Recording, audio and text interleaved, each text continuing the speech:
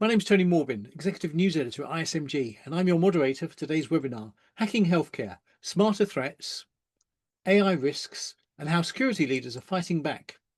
Our subject matter experts today are Mike Britton, CIO, Abnormal AI, Matt Modica, Chief Information Security Officer, BJC Health System, and Wael Yunan, Executive Strategist, CrowdStrike. Cyber threats in healthcare are evolving fast and getting smarter. From AI-driven phishing to targeted ransomware and clever social engineering, attackers are using new tactics that slip past traditional defenses. In today's webinar, we'll break down the shifting threat landscape targeting the healthcare industry, from the latest attacker techniques to the emergence of AI-powered threats that can bypass legacy email and network security. We'll discuss real-world stories of organizations detecting and stopping threats early, strengthening their defenses, and staying compliant whilst protecting patient trust. This will include the latest attacker tactics targeting healthcare organizations in 2025, how attackers are using malicious AI, and why defensive AI is the only answer. Real examples of how customers are detecting and stopping threats early, and key strategies to modernize your security stack without overburdening IT. Before we begin, for those of you unfamiliar with Information Security Media Group, we're a global education and intelligence firm with 30 plus international media sites in vertical sectors such as Bank Info Security, Gov Info Security, and Healthcare Info Security, with more than 1.8 million members registered to our sites. If you have any questions for our speakers during the course of this session, please submit them via the chat window on your screen. And if you experience any technical issues while viewing today's webinar, please use the email address on your screen. Also, I do need to emphasize the content being presented in today's webinar is copyrighted material and is meant for today's session and individual study purposes only. So if your organization would like to use the information presented in today's session or looking for customized training or education, please contact us. Our sponsor for today's session is Abnormal AI. Abnormal AI is the leading AI-native human behavior security platform, leveraging machine learning to stop sophisticated inbound attacks and detect compromised accounts across email and connected applications. The anomaly detection engine leverages identity and context to understand human behavior and analyze the risk of every cloud email event, detecting and stopping sophisticated socially engineered attacks that target human vulnerability. You can deploy Abnormal in minutes with an API integration for Microsoft 365 or Google Workspace and experience the full value of the platform instantly. Additional protection is provided for Slack, Workday, ServiceNow, Zoom, and multiple other cloud applications. Abnormal is currently trusted by more than 3,200 organizations, including over 20% of the Fortune 500, as it continues to redefine how cybersecurity works in the age of AI. Now, back to our subject matter experts. Mike Britton, CIO of Abnormal AI, leads the information security team, privacy program, and corporate AI strategy. He's integral in building and maintaining customer trust program, performing vendor risk analysis, protecting the workforce with proactive monitoring of the multi-cloud infrastructure, and leading the implementation of AI-powered tools and processes to enhance employee efficiency and productivity.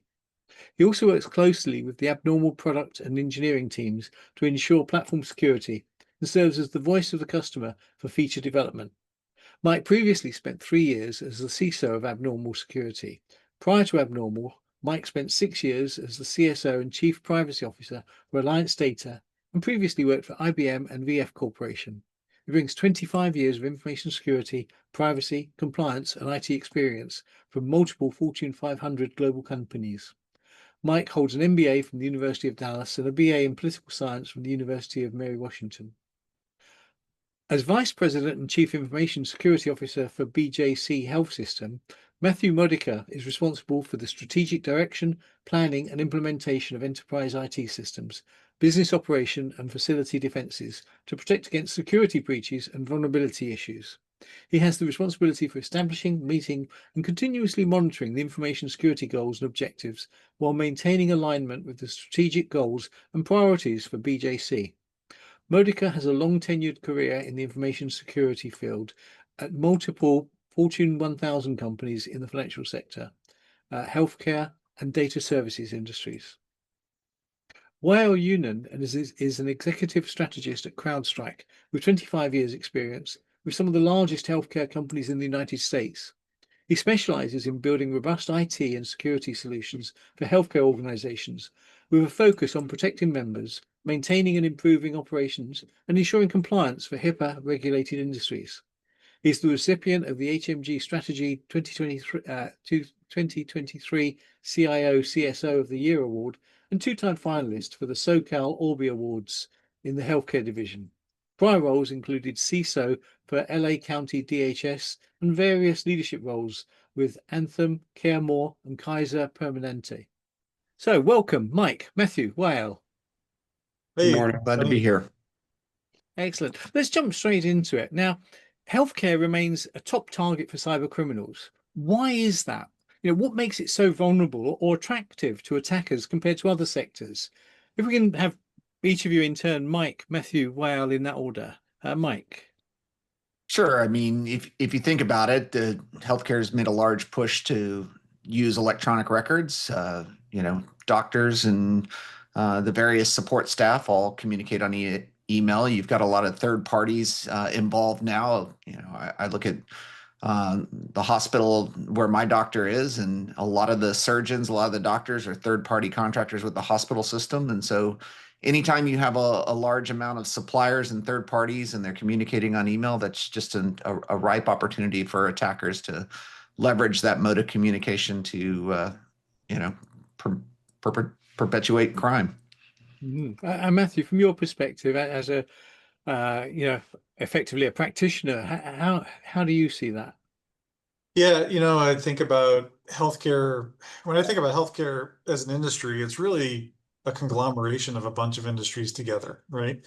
So we have education, we have obviously the provider aspect, there's some IoT and manufacturing kind of capabilities, there's research capabilities, right? There's banking and credit cards and all that kind of stuff. So if you think about it from that perspective, it's a really interesting target from a criminal perspective because it's a one-stop shop. And I would say if you add on top of that, most healthcare providers, especially the small to medium-sized providers, they don't necessarily have the investments and the cycles to actually invest in cybersecurity protections. And so it makes them an even more rich target, right, from a ransomware perspective and from an operational disruption perspective. So, and the last thing I would say is just the value of a data record, on the dark web from a medical record perspective is significant. And that's because you can get a lot of information out of that medical record. So it's it's definitely the motives there are operational disruption and money, which is pretty much everything that I typically see in other industries too, right? And that's without even mentioning the criticality of maintaining service. Anything to add there? Yeah, I think Matt provided a really good overview. I would say that about 5 years ago, when the pandemic hit, it really provided adversaries an opportunity to target healthcare because they knew we couldn't be down. So the likelihood of a healthcare organization paying for a ransom to be able to continue to operate and take care of members really triggered this bigger interest into healthcare. And unfortunately, a lot of healthcare providers did pay that ransom. And if you're, coming in to pay to play for an adversary, that's really important. But to Mike's point, on top of that, when you consider healthcare, there's healthcare providers, business associates, health plans, clearinghouses. There's so many areas in there where a target of the weakest link that's still integrated into your environment provides an opportunity for attack. And we're healthcare, right? We're not your tech companies. We're not things like that. And so as a result of it, we don't typically get the most advanced folks, and we don't have the same budget as some of these organizations. And so it becomes a very easy target to hit healthcare, knowing that we're a little bit more vulnerable than others may be. Absolutely. Now, you guys are all on the front line, so you've seen exactly what's happening. How have cyber threats targeting healthcare evolved over the past year compared to previous years? And can you share any first-hand examples that you might have seen, whether that be at your own organization or that you've seen colleagues facing? Matthew, if you want to kick us off. Yeah. If I think about I'll eventually get to your question, but I want to maybe put a little bit of a backdrop on it. From my understanding and what I've seen from a benchmarking and security and things like that, I've seen the healthcare industry in general invest a lot more in the last several years, right? So you've probably seen some of the similar benchmarks around IT spend, a security spend, and things like that. And so I think, there's obviously been an investment there on, and I would say probably the traditional security domains, endpoint security, perimeter security, network security, right? And so the outer shell is getting harder on all the healthcare providers and the healthcare industry as a general. So with that, and I think like many other industries, we're seeing actors and criminals pivot to like identity as the single point of failure, right? And if I can get a credential and I can pivot inside an organization and get inside an organization in some way, if I can manipulate the MFA request or get a push notification approved in some way, that's the way in now, right? Or it's an exposed vulnerability, or it's something that, is an accidental situation. So I think, in general, I feel like the industry has improved and we've done a better job defending, but there are still those areas. And I'd say the biggest area I see, getting back to your question, is really around identity compromise, right? I mean, we've seen just dramatic increases in the number of identities that are attempts at, compromised credentials and trying to get in and just gain a foothold anywhere the bad guy can inside the environment. So I'd say that's probably the biggest thing that I've noticed or observed. And for you, Mike?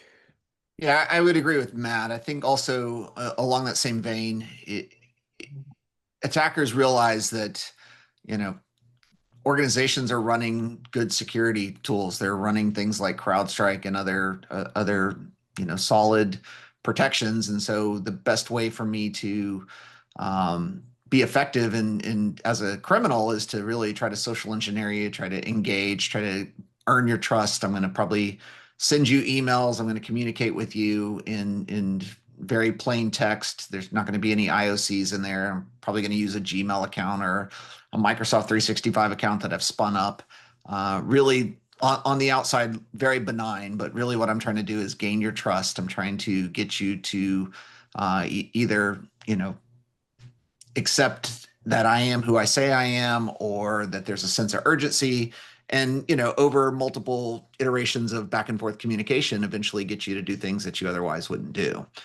We see that across all industries, but healthcare is another industry where, doctors want to be helpful, hospital staff want to be helpful. That's kind of the nature of the business and why they're in that business. So anytime as a cyber criminal, I can kind of pull on your heartstrings or pull on your senses there and take advantage of that, they're gonna try those attempts. Absolutely. Now, in addition to the new attacks that you've mentioned, the volume also appears to have increased, with IC3 reporting significant growth in healthcare-related cybercrime. Is that also reflected in your experience? And again, Matthew, Mike. Yeah. I'll just say yes. Right. I mean, I think the number of attacks that we've observed have definitely increased over the years. And I think that's in part due to some of the additional visibility that we've gained, and we're just now more aware of it. But I also think there is a accelerated number of threats that are attacking us and others in the industry. But if I think about it, and we're a large health system, right? We've 11 billion in revenue and 27 hospitals and that kind of thing with 60,000 users. And so, I think about the investments that we can make and the improvements that we've made over the years. But then I also think about, okay, what about the small to mid-size provider practice, right? Based on my analysis, there's about 400 to 500,000 practitioners or practices that are in the United States alone. That's a pretty wide attack surface for a criminal group, right? And more than likely, those smaller practices are not going to be investing what they need to, or can't invest what they need to into security. And so I think about that, and it's just, to me, you combine those things, that's really why I see a lot of the, why I think we see a lot of the increase of reported breaches and other situations that are going on. Yeah, and I would say on top of that, I totally agree with Matt on that. But when you also look at it, attackers are going to do what's making them money. So if they're having success in healthcare, they're going to keep going back to that well over and over again as long as it's giving them ROI.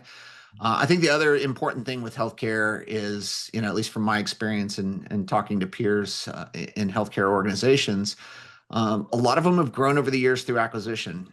And when you have heavy M&A, you're snapping up smaller healthcare organizations, and you've seen this kind of shift to these large conglomerates where they buy up the mom and pop healthcare. Anytime you have that M&A activity, anytime you have that uncertainty and change, it's another opportunity for an attacker to come in and pretend to be somebody. And anytime I just got acquired by a larger organization, I'm probably going to trust that email that comes in and says, I'm from the new parent company and I need you to install this on your machine, or I need you to take this action. And so all of that kind of feeds into this perfect storm where, healthcare is a great place for a cyber criminal to be focused on. Tony, can I add a quick comment to this? Sure.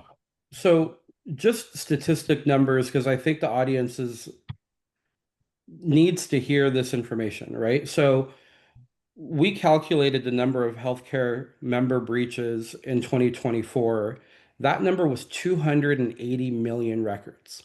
So 280 million members were exposed in 2024. To put that in perspective, the United States population as of 2024 was 342 million.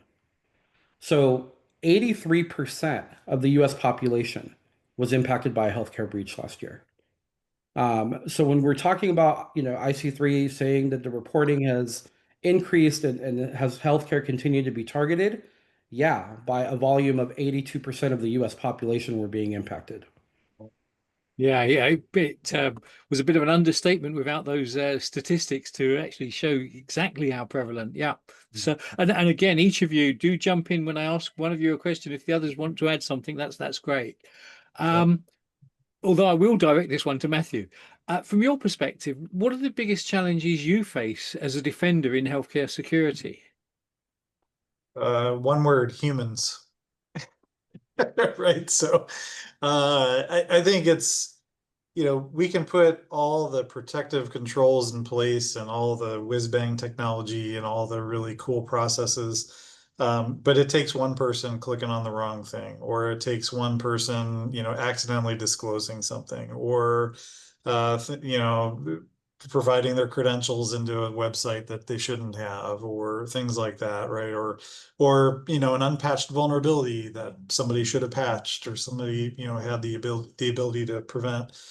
And so I think that's the common denominator, is the human element of things, and that's what the criminals are counting on, right? And so I think getting people to understand that they are a target, understand how it really impacts them, not only from an organization, corporate standpoint, but from a personal standpoint, right? What are the risks to your personal digital security life, and how does that affect your work life and vice versa? Because like it or not, we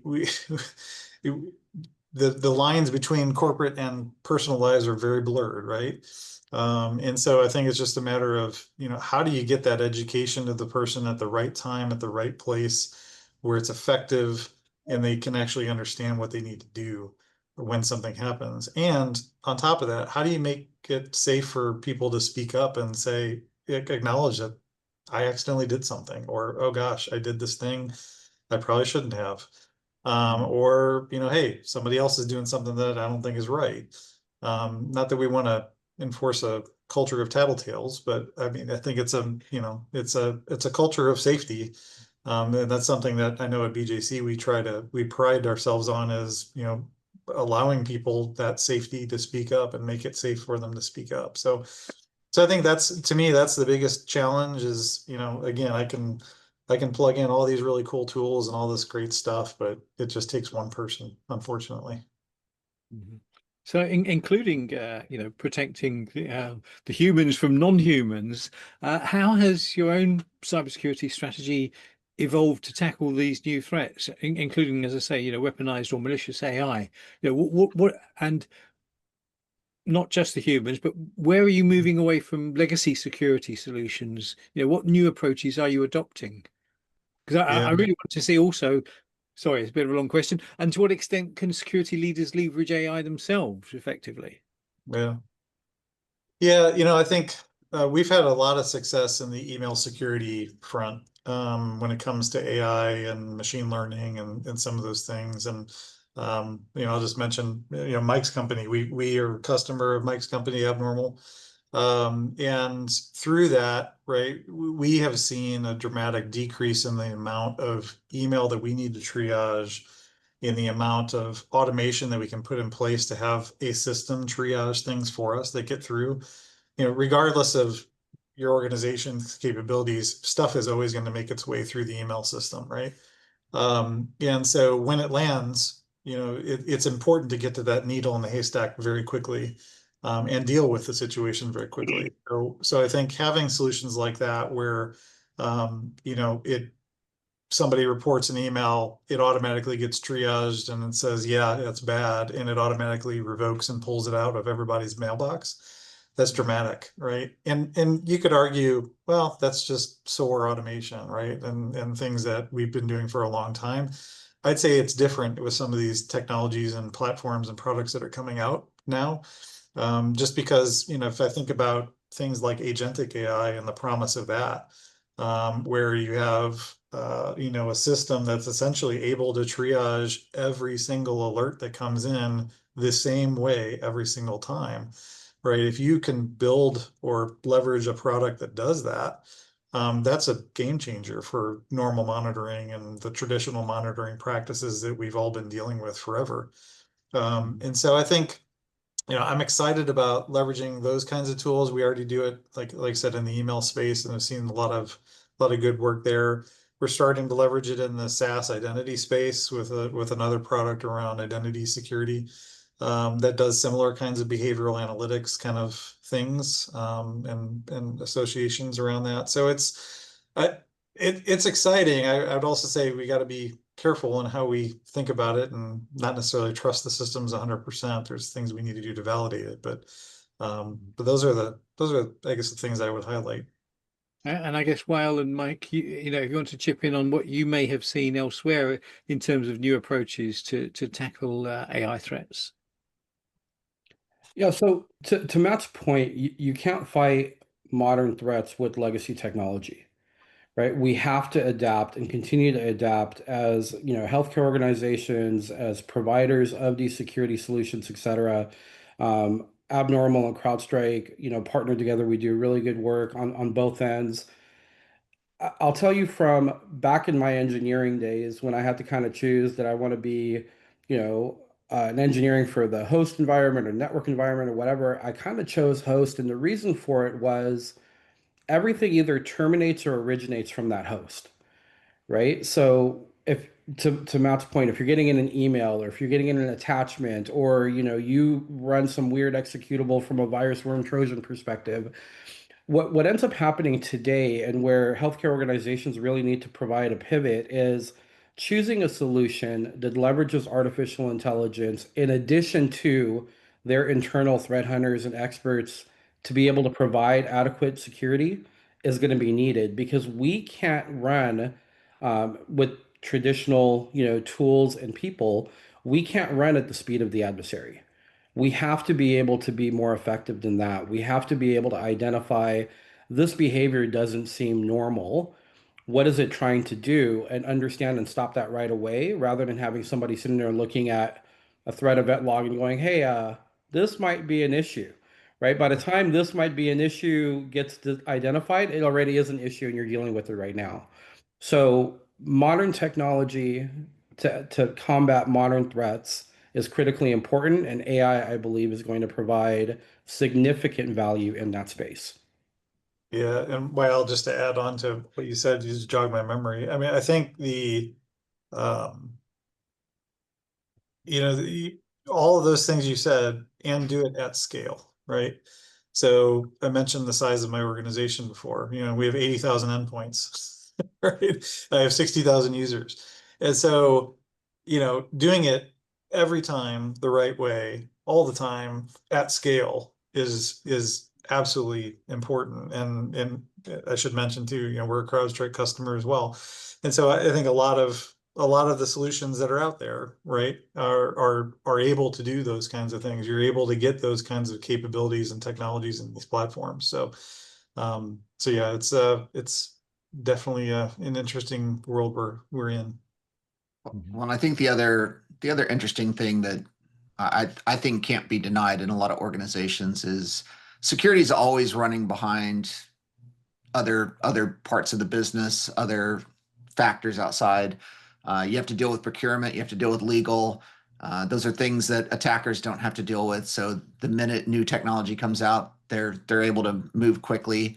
I would even argue there's probably, you talk about shadow IT and other things with AI and SaaS and everything else. Even your business can move faster than security at times. So it often puts security practitioners at disadvantage that you've got to go through all the hoops and legal and procurement things to get technology in place, and you're often months or years behind where the attackers are going.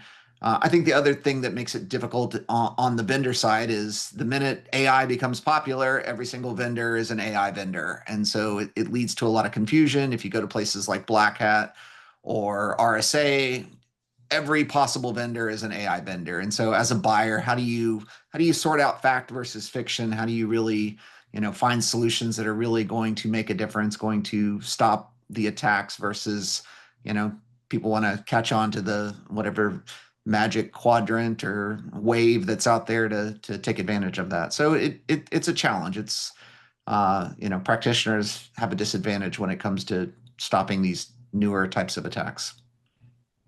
Okay, now we've covered quite a few of the challenges there. Maybe let's go a bit more positive. Can you share some real-world examples of healthcare organizations successfully mitigating AI-powered cyber threats? Or maybe what strategies would you advise healthcare security leaders to prioritize when they are strengthening their defenses against these threats? Just to mix it up, we'll start with YL, then Mike, then Matt. Sure. So I won't get into specifics about particular organizations and what they've done to stop, a threat with AI, or to deal with a threat after. But from a strategic perspective, I think all organizations need to kind of look at this, go a little bit back to basics, which sometimes we forget with all the fancy tech, right? First and foremost, I think you need to have visibility to all your assets. We've talked about inventory, we've talked about shadow IT, Mike, you just brought that up, but visibility to all assets, right? And now all assets has a pivot point because most organizations are on-prem and on the cloud. So now you're dealing with this hybrid environment. Well, things are different in the cloud than they are on premise. And so you have to have visibility to that. Social engineering, Matt, you brought that up with identity. It is the number one way people are getting in because we are strengthening our defenses. Last year, our CrowdStrike's Global Threat Report identified a 442% increase in phishing attacks. Those are voice phishing attacks. Well, why is that? Well, because Matt, you had mentioned that, the human is the biggest issue, and it's always been that way. So make sure that you're constantly watching out for social engineering, but also have defenses in place that can prevent, hey, they just reset Dr. Yunan's, MFA. And so Dr. Yunan's really wild and has no doctorate, and now all of a sudden he has access to this environment. Make sure that you have defenses in place that can stop against those things when they slip through and do so immediately. Your backdoor and application vulnerability, especially with cloud. When things go up to the cloud, you think that you're protecting it the same way you're doing on-prem. It's not. It's not the same way. You have to take a look at that. But ultimately, when you're taking a look at this overall holistically, you need proactive response for detections. And proactive is key, right? You don't want to be a reactive security organization. In healthcare, you don't have the luxury of trying to be reactive because anytime that you can't get in front of it up front, you're now impacting members, right? Every time we take a look at one of these vulnerabilities that hits healthcare, you see that the issue is now they have to reroute patients, now they can't take phone calls, now they can't prescribe your pharmacy. You could impact somebody who's on life-sustaining support, things like that. You have to be able to be proactive, and a combination of picking the right solutions that work in concert with each other. And that's also very important because you don't want fragmented IT security solutions. Because if there is an issue, then you're trying to figure out, well, where do I need to look to find out what actually happened? So if you can pick security solutions that all work together in concert to be proactive in your defensive role, then you're giving yourself a chance. But don't forget about your third parties and your vendor security risk management and continuous threat event monitoring, things like that. You have to remain proactive with a fully robust security solution to be able to be effective. Mhm. Yeah, Mike, priorities for defense. Yeah, I think part of this is where AI really shines is, there's probably no shortage of events. There's no shortage of emails or things hitting the SIM or whatever the system may be. And it's often hard if attackers are attacking at the speed of machines.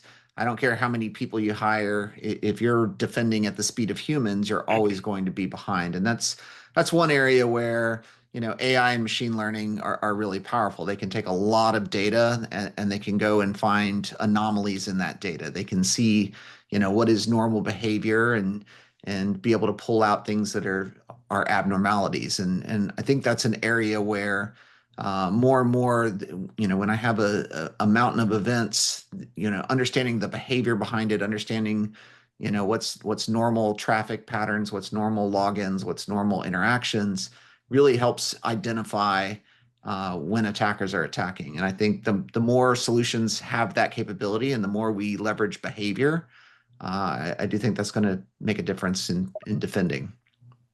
Mhm. And Matt, any real world examples that you'd care to share? Yeah, well, I think I already shared some of the email successes that we've had, and just to maybe put a cap on that. I mean, we've reduced the number of email events that we've had to manually triage by 75% in the last year. And AI enabled solutions, right, are doing the majority of that work. And so it's huge, right? It dramatically reduces our time to respond and contain, and again allows us to look at everything consistently every single time, versus relying on humans to do the work. And so yeah, and I would just double down on what my colleagues have said. Behavioral analytics is the key in my opinion of being able to understand what does normal look like and what is abnormal, and then how do you deal with that when something does pop. Yeah, you partially answered my next question, was going to be coming back to the human element and how we handle this when it comes to defending against attacks targeting people. So maybe if you can explain, what role security awareness training plays, or whether you are calling it, security culture or whatever your definition of it is. How do you deal with that human vulnerability? Yeah, for me, it's training is of the utmost importance, and not necessarily training in traditional ways. And I think that's where we as an industry security industry get it wrong. A mandatory class that is there every year is just going to be clicked through, right? People are not going to pay attention and actually learn from it.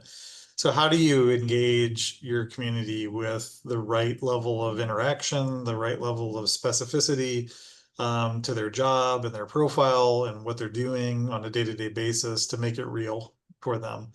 And I've said it before, how do you tie it to their personal life and make sure people understand that, the same stuff we're training you on or asking you to do to secure the corporate environment is what you should be doing in your personal life too, for the most part. And so I think I think I've been blessed to have a great awareness team / people on my area and my group that have thought about things differently, right?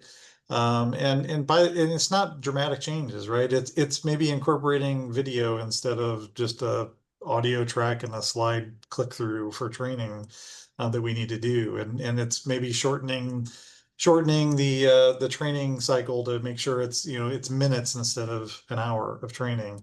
And it's maybe more frequent than that.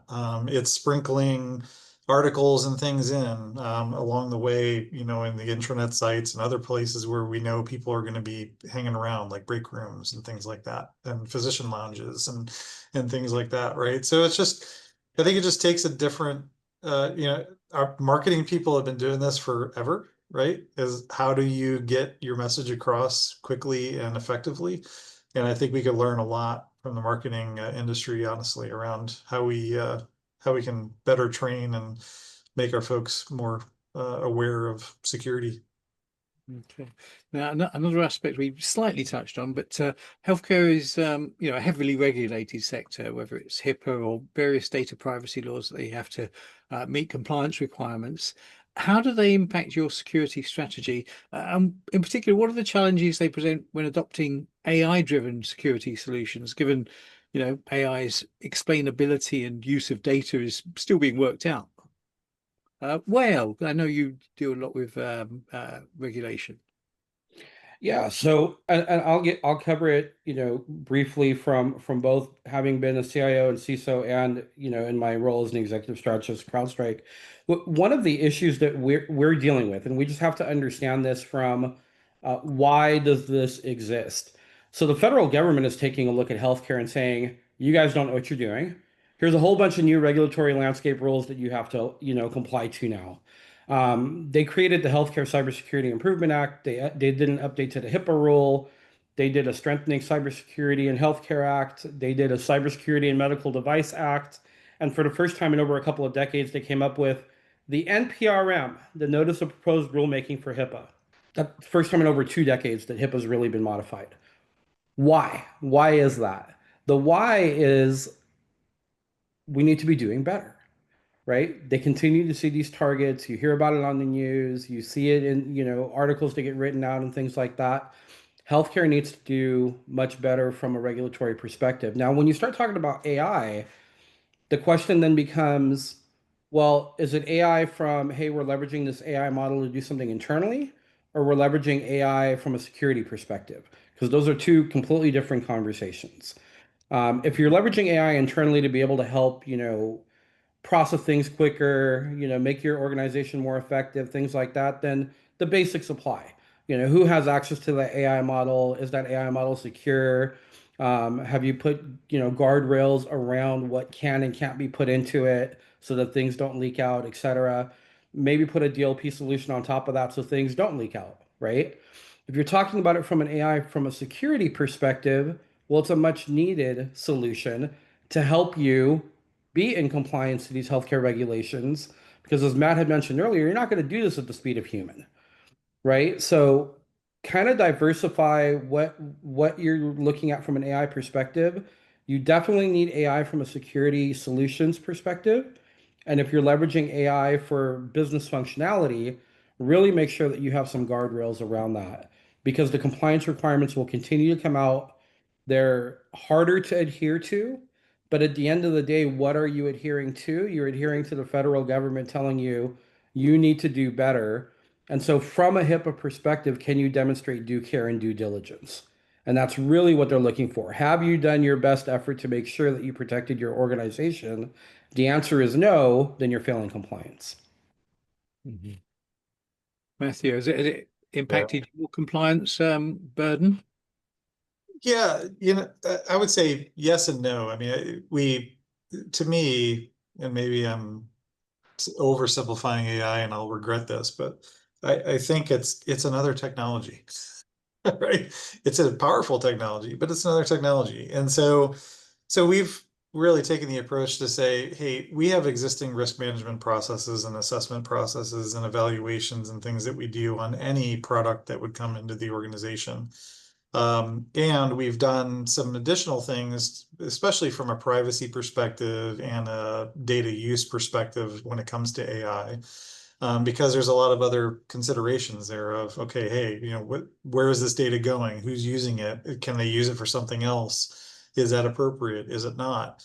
And so, we've added some procedures around our existing risk management processes, but But I would say, we continue to do that. We continue to evaluate and make sure we're doing the right thing from a legal compliance, security perspective. And I would say, the other piece that we've especially learned on clinical AI solutions, because, we have a partnership with Washington University here in St. Louis, and we have a center for AI that has been established between both BJC and WashU, where we collaborate on clinical AI solutions. And so, especially there, talking about the due care and due process that YL was talking about, you have to be 100%, right? If something's going to provide some sort of diagnosis for a patient, you need to make sure that that is absolutely accurate and reliable, and it's auditable and it's validated and those kinds of things, right? And so I think the same kinds of things apply to security solutions, right? So going back to the email thing, when we implemented that, we did 100% audit on every single one of those things that the tool told us was good or bad. Just to make sure, can we trust it? Can we make sure that it's actually doing what it's supposed to do? And can we rely on that? And so now we've gotten that comfort to where we know it's there, but we still periodically do audits, right? To make sure that we're watching that. So I think it's like anything else, right? It's what are the right preventative and detective controls that you should have in place? And what are those things that make sense for your organization's risk tolerance? With a validation policy, yeah, excellent. Looking ahead, what emerging threats to the healthcare sector concern you the most, and how should organizations prepare to tackle them? Mike YL, Mike, if you want to kick off. Yeah, to me, I think we're only going to see more sophisticated attacks using AI, especially when it comes to social engineering. Right now, an attacker can use AI to gather very sophisticated intelligence on the targets, and the better I know my target, my victim, the better I can be at social engineering. I think we're also right on the cusp of deep fakes. It's not super difficult to do it. It doesn't require a lot of compute and power at this point to quickly throw up a still photo of somebody and be able to generate an on-demand live video of that person. Voice cloning is super easy as well. Those are all consumer type solutions out there today, and anything that companies and organizations are building for consumers, attackers can leverage that same type of technology to do their thing as well. Yeah, Well, I yeah, I agree. I agree, and I think when you talk about social engineering, what do they try to social engineer? They're trying to social engineer your identity. I would say that identity threats are the number one thing that'll continue to grow, and they'll get better. And we need to get better, along the way as well. And so, I had mentioned that 442% increase in phishing. Well, there's also been a 50% increase in access broker activity.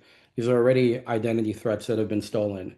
70% of the time that initial access is coming in from identity. And the problem with it is once they've social engineered your identity, it's not a fake identity. It's not a hacked account. It is a legitimate account, right? YL now becomes Matt, and Matt is doing his job. What is triggering that YL is actually Matt or Matt's actually YL, right? So as we take a look at that, I think identity is the number one thing that people need to be looking at. Most of the largest healthcare breaches that we've seen have been identity based, especially in the last year. And so really focus on what can you do to protect your identities for your users. And to Matt's point earlier, anything that you're applying for corporate security also applies to you. And so when you're doing these, security trainings for your staff, let them understand, listen, we're teaching you this is work, but this applies to you and mom and dad and grandpa and you know what I mean, your kids. Let them understand that these are things that we're teaching you here that you can apply in everyday life. Don't fall for these type of things. Question it a little bit better. But from a corporate perspective, if something like that were to happen, how quickly can you get involved? Right? So, CrowdStrike does identity threat detection and response. Well, that's important because it's not just identity, it's threat detection and response, right? It's a valid credential, it's being used, something's off. Let's stop that from happening or getting any, deeper into the issue. So Identity is a big deal. Data protection for healthcare has always been a big deal, right? We have to protect our member data. So make sure that you've got something in place that can, you are encrypted, you are protected, you do have your, secure backups and so many things we don't do. CrowdStrike doesn't make sure that you have a protected backup somewhere off in the cloud. That's not the business we're in, but it's still important that you have something like that in the event of a ransom. You don't want to go and try to clean up from an infected backup, right? So I would focus on identity as being the number one priority, and then go back to following the basics of what's going on. Do I know my environment? Do I have protection mechanisms in place? Is it layered? Does it work together?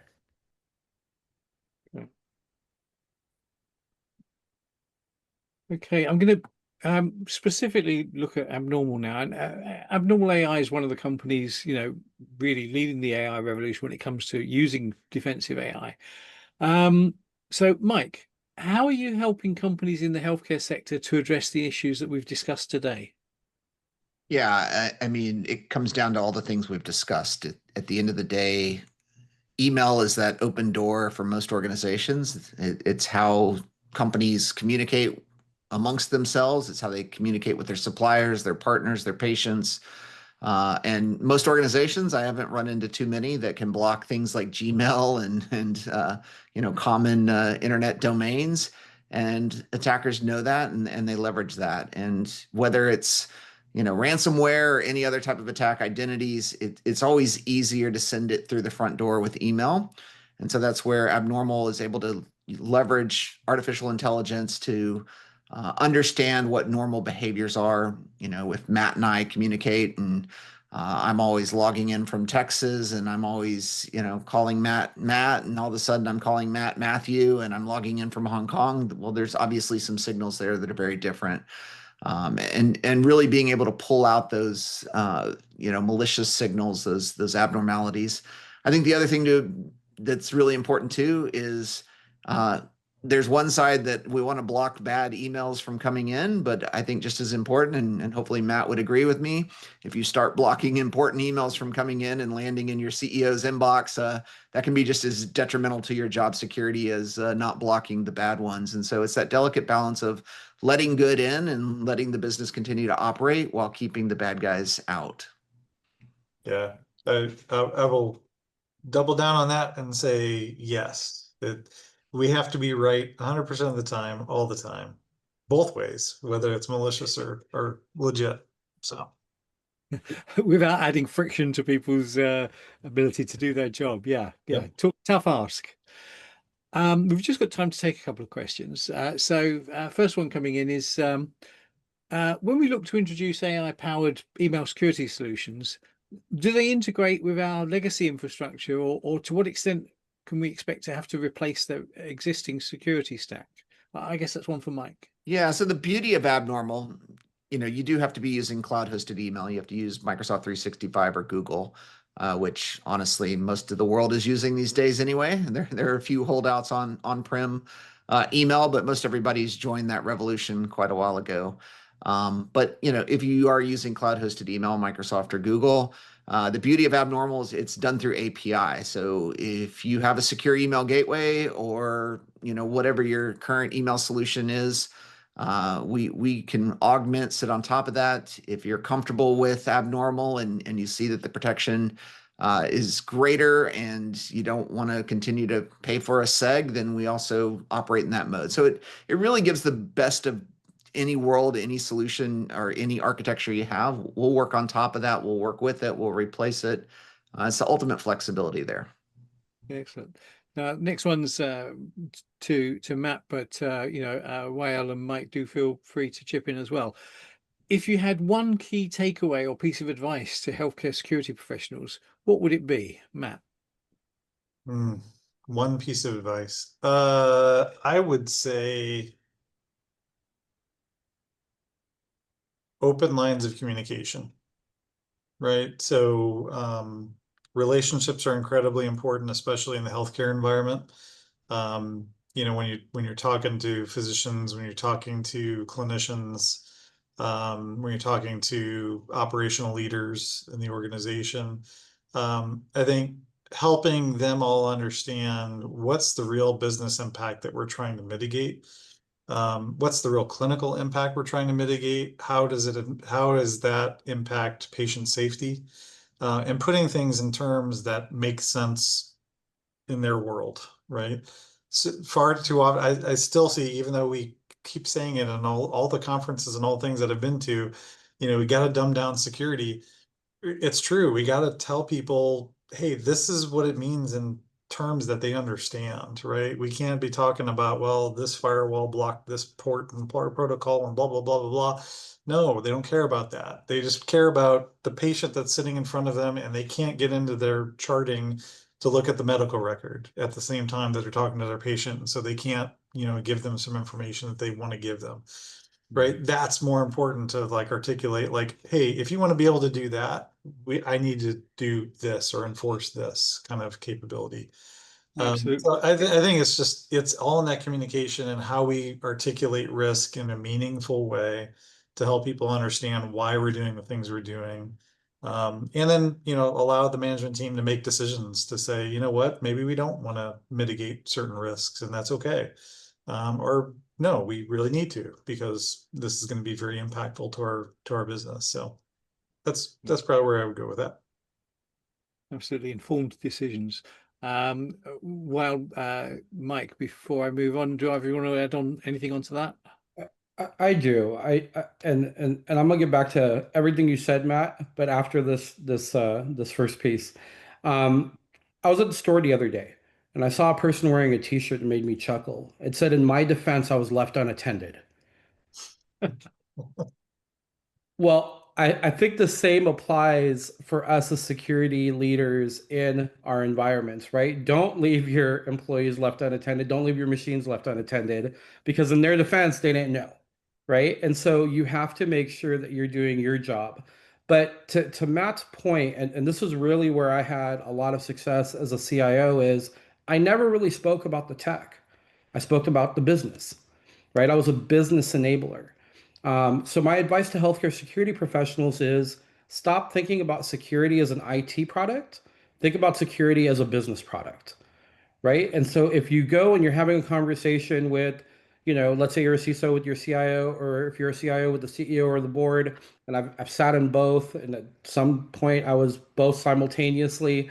When you have these conversations, the conversations are, this is what the organization mission and vision is. This is what the high priority projects for this year are. In order to be able to support that and make sure that this happens without disruption, we're going to need.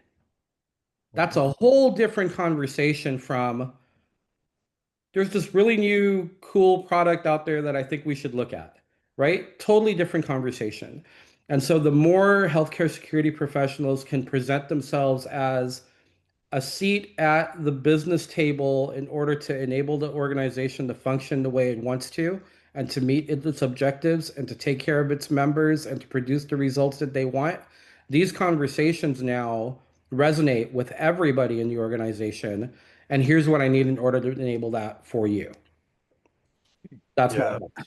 I would Well, say totally agree. I would say the one caveat is security tends to be follow the crowd. And so don't be afraid to look at new technology. Understand, there's a lot of, the old adage of nobody gets fired using IBM. That's great. But also there's a lot of upstarts. There's a lot of new solutions out there where they're rethinking what's possible, and don't be afraid to look at new vendors, new technology, new solutions that maybe look at it a different way. Or if nothing else, I've had a lot of great luck with early, startups that have turned into really big organizations, because, those early days, they're willing to take your feedback. They're willing to implement your feedback into the product.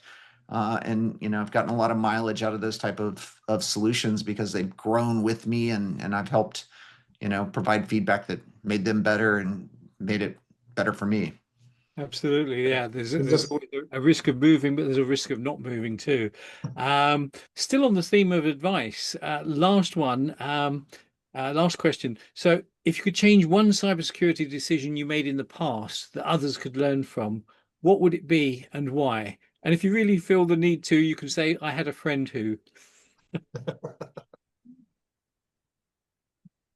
Matt, I think we should start with you. You're the resident CISO. Yeah. Yeah, there you go.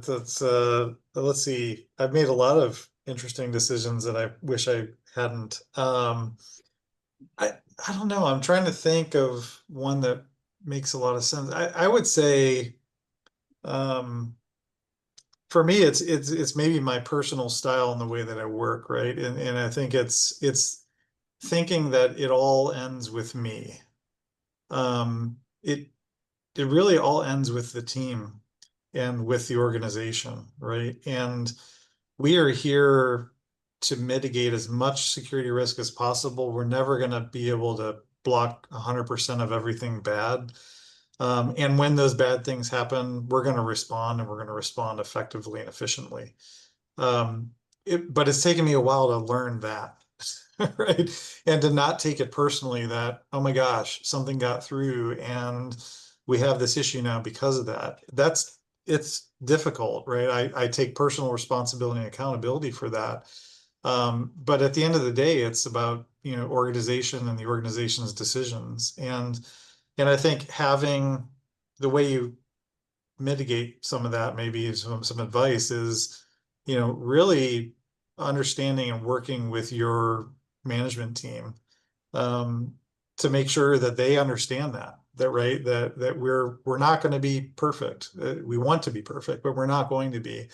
And here's what we're going to do if we're not, and if something happens, and making sure you have that support, right? Some organizations are, I know at BJC, I have a very supportive management team that is willing to stand behind me and help and drive and make sure we're doing the right kinds of things.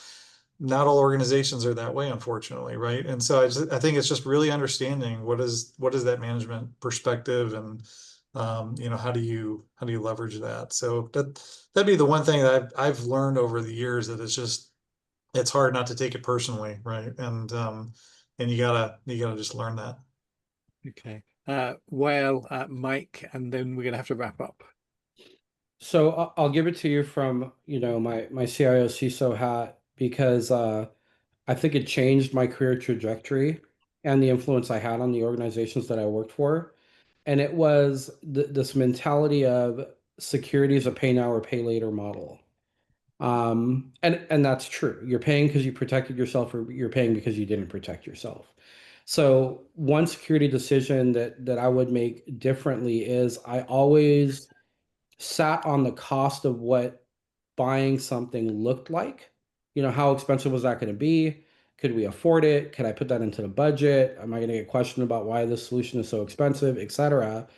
And I would have the conversation around trying to justify the cost of something, where really I should have been having the conversation about justifying the cost if we don't, right? The concerns are, if we don't do this, this is what's going to happen. And that ties right back into the business conversation, right? And so having that business conversation from, an enablement perspective, rather than having the conversation from a security perspective, if I would have done that sooner, I think I would have had much more impact, earlier on.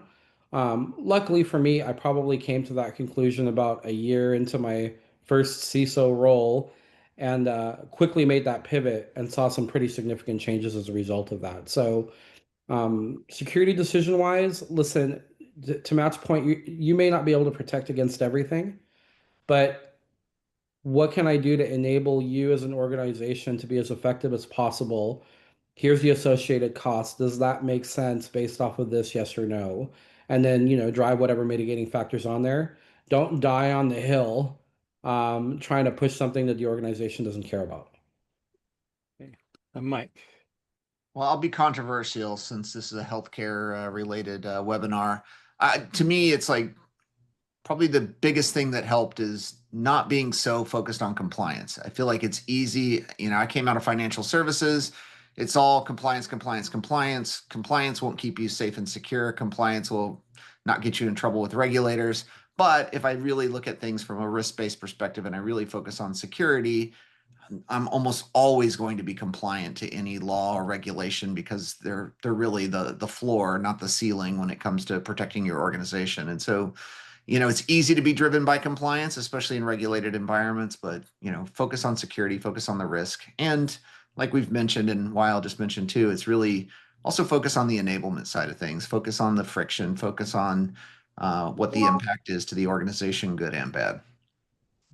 Excellent. That's been really great discussion. Thanks so much, Mike, Matthew, Weil, for sharing your insights and expertise today. And thanks to our sponsor, Abnormal Security. I also want to thank you for taking time out of your day to attend the session. And I trust that today's discussion has provided some useful data points to enable your organization to address hacking healthcare, smarter threats, AI risks, and how security leaders are fighting back. We hope to see you again at one of our upcoming events. For Information Security Media Group, I'm Tony Morbin, and thank you once again, Mike, Matt, Weil,